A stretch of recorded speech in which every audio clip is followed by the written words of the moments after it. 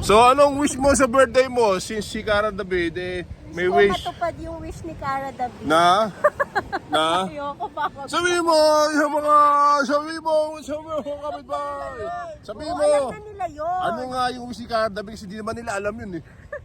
So, ang wish ni Cara David, Yung mga mamatay yung mga korap.